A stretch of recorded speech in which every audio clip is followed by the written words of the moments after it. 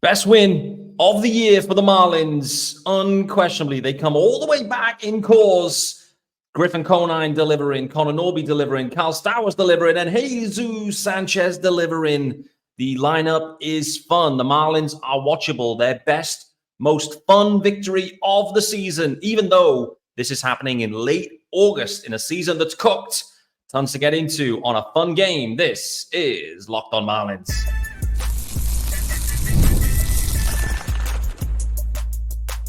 You are Locked On Marlins, your daily podcast on the Miami Marlins. Part of the Locked On Podcast Network, your team every day. Greetings from England and welcome to Locked On Marlins, your daily Marlins pod. Here's the graphics. Faux pas from me there. Thanks for making Locked On Marlins your first listen of the day. This is your team every day, part of the Locked On Podcast Network. I'm your host, Peter Pratt. Hit me up at Miami Marlins _UK. There's also a YouTube channel. Hit subscribe over on the YouTube channel. Let me know in the comments, was this your favorite game of 2024? It's certainly one of the funnest. The Marlins have had a ton of comebacks in the ninth inning. There was a stat knocking around that, like, the Marlins are breaking records here in terms of modern era, trailing by 4+ runs in the ninth, come back to win 3 times in the same season. So the Marlins are record breakers. Crazy to say that. In a year of so much pain, the Marlins are breaking records and they're fun. They're a fun group now. Feel like the fan base is re-energized. We're going to talk about that today. All of the action from yesterday's game. Griffin Conine just doing it all. Everyone just chipping in. Stunning game, stunning result. This episode, though, is sponsored by our good friends over at Gametime. And you can download the Gametime app, create an account, and use the code LOCKEDONMLB for $20 off your first purchase. Terms apply. Download Gametime today. What time is it? Game time. Love that. Guys, absolutely tons to get into here. Jesus Sanchez delivers with a huge knock in the ninth inning. The Marlins come all the way back and put up 5 in the last inning. Is that correct? I may have got that wrong. It was 5, right? It was 5 runs they put up. They were 4 down. They put up 5, culminated in a 3-run bomb from Jesus Sanchez. Love to see that. Jesus Sanchez continues. We spoke about him earlier in the week, me and Sean Barrett. I asked him, said, Sean, is Jesus Sanchez real? Is it legit? Like, where does he rank, generally in Major League Baseball? And I think what's transpired is Jesus Sanchez is like tied 30th in outfielders for home runs this season. So Jesus Sanchez, fun guy. He's legit, guys. He's legit. I'd love to see him play a little bit more against left-handed pitching as well, and just try and refine that aspect of his game. But man, oh man, overall, when you look at the overall game yesterday, and there's a lot of storylines going on here with the Marlins right now. But when you look at everything, 9-8, they come all the way back. They put up a 5 spot in the ninth, 12 hits, 13 hits for the Rockies. They started hot. We had some potential concerns over Roddery Munoz. And lo and behold, the first two hitters go deep. Charlie Blackmon, that is one of the sweetest connections of a baseball I've ever seen. Charlie Blackmon absolutely destroys one. It goes that far, the cameraman completely loses track of it. The ball hits the fascia in the third deck or whatever it might be. It was an absolute blast. And then Ezekiel Tovar then cranks one as well. By the way, he shouldn't have had that opportunity. Otto Lopez dropped an absolute sitter. It was in foul territory, granted, but it was an absolute sitter. He came in casual as you like, as he should be. He's one of the best second basemen in the league. And somehow, complete blunder to not record the out. It should have been an out. And then Tovar, he made both Otto Lopez and Roddery Munoz pay for that one. So the Marlins, they got off to probably the expected start. I mean, Roddery has been given up like an all-time pace in terms of home runs. It's just been insane. And so, a lot of people were concerned. What we're going to see from Roddery Munoz, and we kind of saw what we saw. In the end, his day finished 1 1/3. gave up 7 hits, 6 runs, all of them earned a walk, no Ks, 3 bombs of Roddery Munoz. Did Tovar take him deep twice? I think he did, didn't he, right? So Tovar, he did. Tovar went 2 bombs against Roddery Munoz. So, oh man. Roddery, for the Marlins perspective, they have to persevere with Roddery. And, it was just one of them days. It was always a risk in cause. And yeah, the risk was certainly realized, no doubt about it. 3 bombs from Roddery, no Ks, disappointing day for him. It's fair to say that then, you've got some other stories going on here generally as well in terms of the actual, the bullpen. Bermudez ends up making his Marlins debut. He ends up going 3 2/3, gave up 6 hits, 2 earned runs, 3 Ks, including 1 bomb. So Bermudez, almost going 4 innings. I mean, from what we've seen from some of the other legit starters over the course of 2024, like Bermudez's numbers kind of stack up. Going 4 innings of 2-run ball, pretty much 3 Ks. Okay, the home run in there, but yeah, something to work on there. Baumann comes in, 2 innings of shutout ball for Baumann. Love to see that. Soriano gets the win, and then Calvin Fauché, an inning of work, all 3 Ks for Fauché. He's absolutely slotted into that closer role, no doubt. I mean, it was closer by, default in some ways. Just who's left in the pen? Calvin Fauché still here. Okay, great. You're the closer now. But he stood up, no doubt about it. And who knows what the future holds with any of the pen pieces, etc. But, kind of long-term here for Fauché, like from a Marlins perspective, you expect Fauché to go into next season from a bullpen perspective, working relative high leverage, whether it's a closer role, whether it's the 7th, the 8th, whatever it might be. I don't know. The bullpen is going to need a massive overhaul this offseason. Like, there's no doubt about it. The Marlins have obviously sold a lot of their, leverage talent. They can piece things together in, 6 innings and long mans and et cetera, but there's no getting away from the fact that when the Marlins were good, the bullpen was the strength. And Peter Bendix is going to have a lot of work to do to try and piece it together. But if there's one thing that the Rays and Peter Bendix know, it's piecing together bullpens out of nowhere. And so even though I don't know the names that will be in there, I don't know the roles they will assume, none of that. What I'm confident in is that by opening day or soon after, because there'll be waiver claims going everywhere, but some point in relative early part of the season, the bullpen will start to look pretty good. I'm pretty confident of that. Like, that's just the hallmark of the Rays, the hallmark of Peter Bendix. And it has to be. It has to be generally. But, we'll see what the bullpen becomes. Overall, though, this was all about the offense. Like, we could talk about the pen all we want. We could talk about Roddery Munoz getting blasted. But we're going to talk about the offense, guys. They put up 9 runs in cause, of course, but a major comeback win. And frankly, the Marlins offense in general, since really, Connor Norby's been up, just generally, I would say, the second half of this season, it's just been so much more watchable. I don't know why, but there's something just so demoralizing about watching old veterans struggle. Like watching Tim Anderson struggle, Nick Gordon struggle, Avisail Garcia struggling. Like, it's so demoralizing as a fan to watch these overpaid dudes not producing.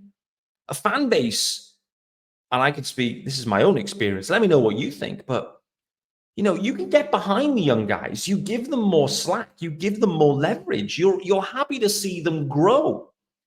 Whereas when you pay vets and they come in and underperform, it kind of sucks the life out of it a little bit. And the fans, it kind of snowballs. It does. And so the offense right now is so young, so inexperienced, so cheap. Let's not forget that. It's super cheap. But up and down, everywhere we look, there's a storyline.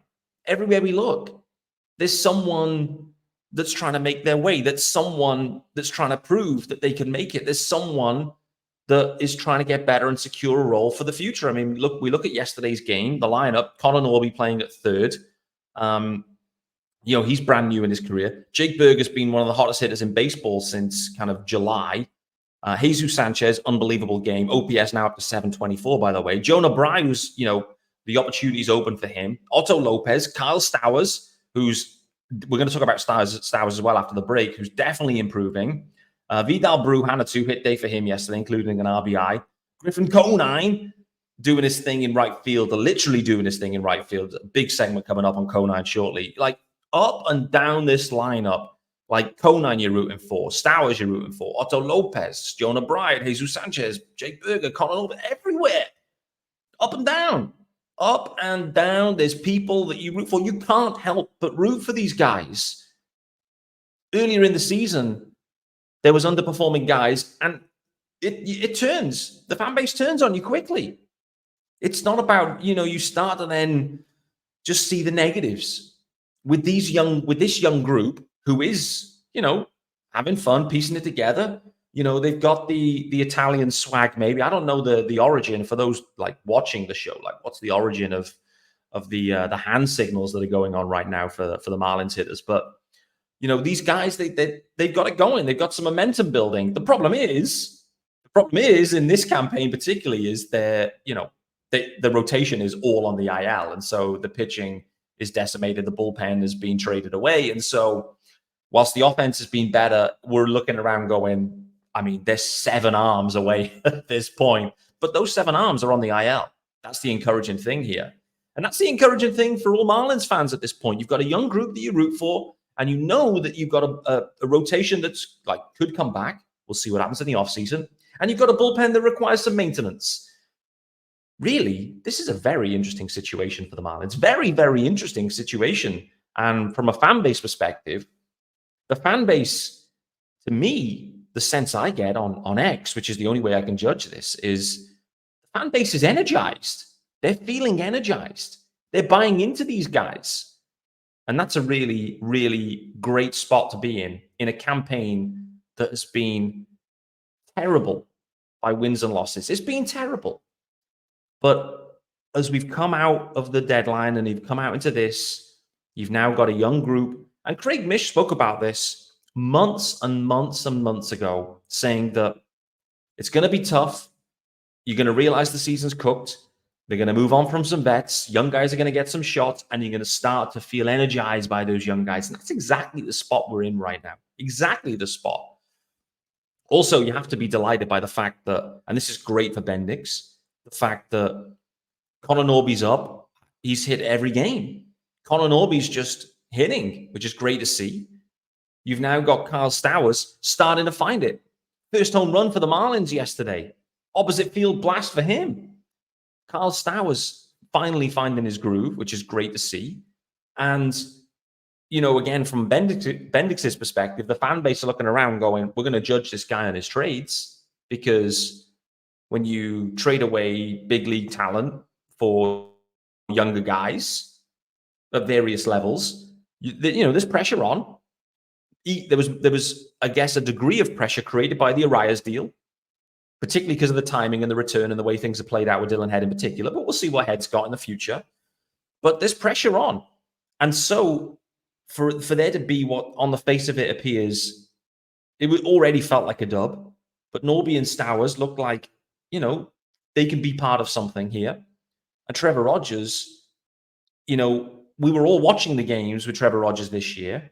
Whatever his numbers said, it didn't really matter. Again, you look and watch the games with Trevor, and it was pretty clear, like, this guy isn't the same guy from before. So to move Trevor, to get Norby and Stowers, it feels like a masterstroke. It really does. There's other guys that knock it on the door too, and we're going to see them real soon. Let's hit the first ad segment. Then I want to talk about particularly Griffin Conine. First ever start for the Marlins, and frankly, he did it all. He didn't miss a home run by much. Other than the bomb, he did absolutely everything in yesterday's game. A huge feel-good story for the Marlins for historical reasons and for present reasons. Great to see. Talk about Griffin straight after this. Before we do that, firstly, let's let you know about our good friends over at eBay Motors. Yes, sir. If we can get the graphics going, Maestro. Yes, we can. And passion, drive, and patience. It's the formula for winning championships, and is also what keeps your ride or die alive. eBay Motors has everything you need to maintain your vehicle and level it up to peak performance. Superchargers, roof racks, of course, exhaust kits, LED headlights, and more. Whether you're into speed, power, or style, eBay Motors has you covered. With over 122 million parts for your number one ride or die, you'll always find exactly what you're looking for. And with eBay Guaranteed Fit, your part is guaranteed to fit your ride every time or your money back. Because with eBay Motors, you're burning rubber, not cash. And with all the parts you need at the prices you want, it's easy to make your car the MVP and bring home huge wins. Keep your ride or die alive at ebaymotors.com. Eligible items only. Exclusions apply. eBay Guaranteed Fit only available for U.S. customers.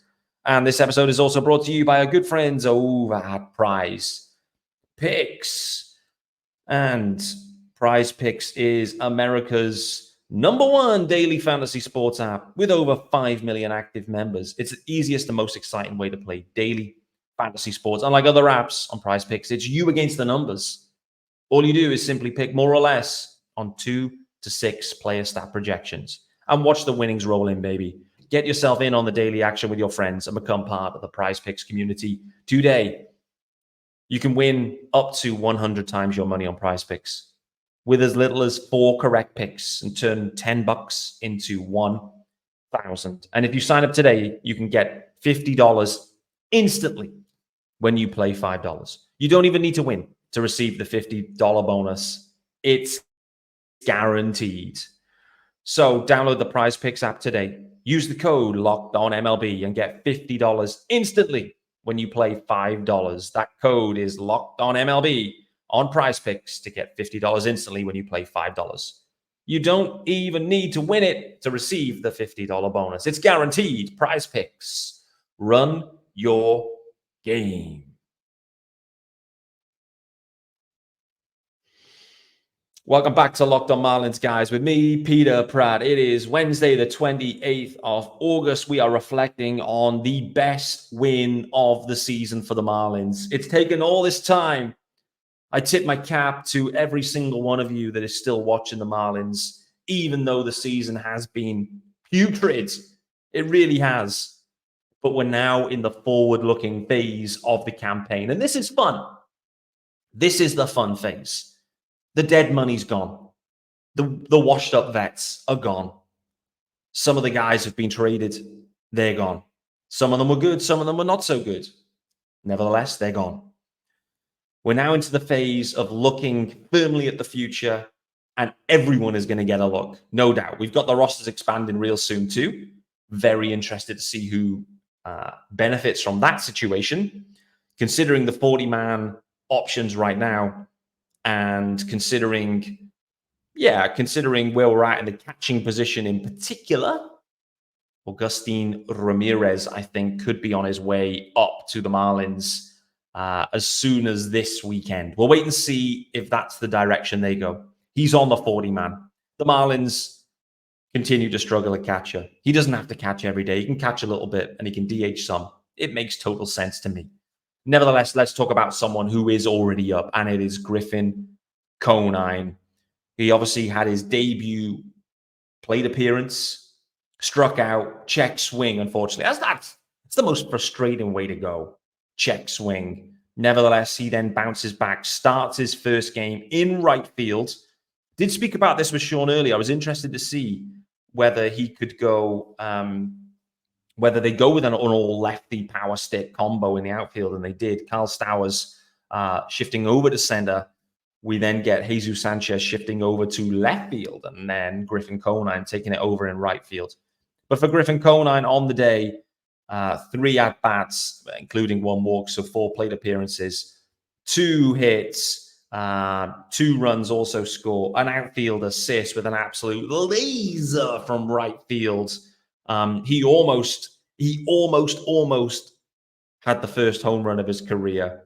He spoke after the game to say it felt like it could go, but he knew he didn't quite nail it. It was slightly out in front of it.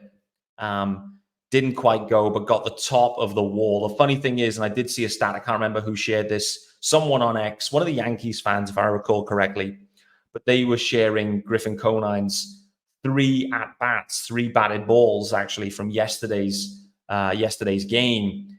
and all three of them batted balls were home runs in multiple parks. He could have had a 3 home run day if he wasn't playing in Coors. Let that sink in. Normally you see Coors as like the ultimate hitter's paradise. But yesterday for Griff, where he hit the ball and how hard and the distance traveled, unfortunately, they didn't get out in Coors. But in various ballparks, he could have had a 3 home run day yesterday. Absolutely insane from Griffin Conine. What a day for him. And I'm excited. I'm excited for the opportunity for Griffin Conine. This type of player is, the fun players, fun story. It's the same really for Stowers. It's the same really for Jesus Sanchez. These guys that hit bombs, hit balls hard, play well in the outfields, like they're fun to watch. They're fun to root for. And we see with Jesus Sanchez what a fun player he is to watch, where from day to day, you don't quite know what you're going to get. There's going to be the odd putrid at bat. There's going to be the odd strikeout that makes you, drives you crazy. But the thing is, at this point, for all of these guys, there's zero pressure, absolutely zero pressure. So you go out there, you take your, you take your at bat, and you see what happens. But the fan base isn't going to be crazy if you're striking out, even if the bases are juiced in the 9th inning, because the wins and losses don't really matter. Everyone right now is tracking player projections, player stats, player performances. They're not looking at the team. They're looking to see who's winning games. How are the Marlins winning games? Yes, it was fun yesterday. But right now, everyone is just simply and solely concerned looking at, okay, what's the body of work for Connor Norby? What's the body of work for Griffin Conine? And could these guys be a piece as part of the future?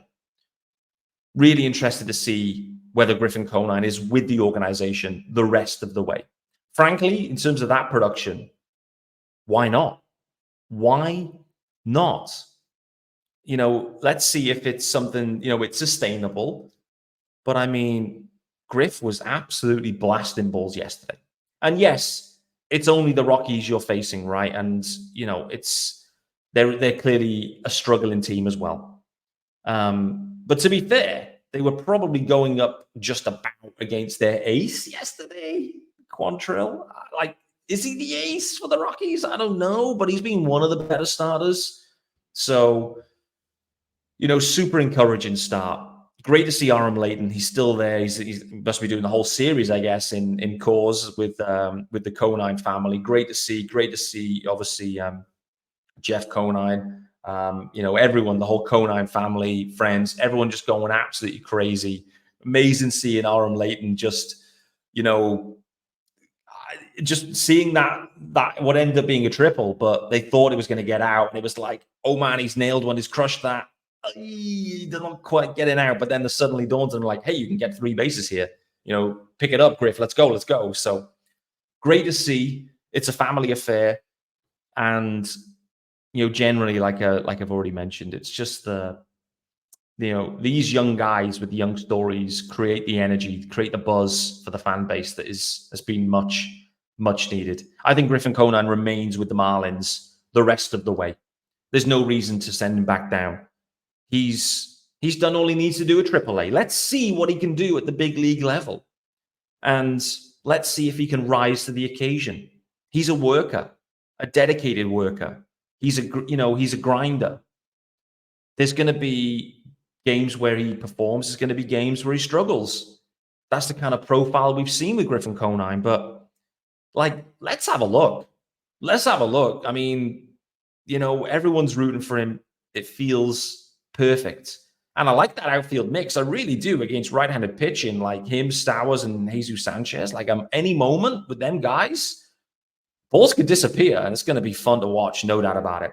Let's hit the final ads. I want to talk about Kyle Stowers as well briefly before we get out of here today, who is definitely starting to ramp things up after, again, a very sluggish start. But after Rod Allen waxed lyrical about a walk a few games back, Kyle Stowers looks like he's catching fire. Is it coincidence that Connor Norby has been promoted and next thing is Kyle Stowers is raking? I don't think so. Nevertheless, before we do that, firstly, this episode is brought to you by our good friends over at Liquid IV. This is perfect for the summer, guys. And when you're taking in America's pastime, don't forget to hydrate with Liquid IV's popsicle firecracker flavor. It's a surefire summer hit. You can get hydrated with electrolytes, essential vitamins, and clinically tested nutrients from the #1 powdered hydration brand in America. Because baseball and summer go together like Liquid IV and indulgent hydration. They've got so many flavors. You can check them all out on their website. My favorite absolutely is pina colada, but they have so many flavors, including that iconic summer flavor of popsicle firecracker. It is a festive blend of citrus-fueled lemon, lime, tart, cherry, and raspberry flavors. No more thirsty summers when you indulge in hydration with Liquid IV. Get 20% off your first order of Liquid IV. Simply go to liquidiv.com and use the code MLB at checkout. That's 20% off your first order when you shop Better Hydration today using promo code MLB at liquidiv.com. And this episode is also brought to you by our good friends over at Gametime. And if I can find the Gametime graphics, that would be sensational. There they are. Thank you for that. And guys, Gametime has a brand new feature called Gametime Picks that makes getting tickets to your favorite live events even easier. Gametime Picks filters out the fluff to show you only incredible deals on great seats so you don't have to waste time searching through thousands of tickets.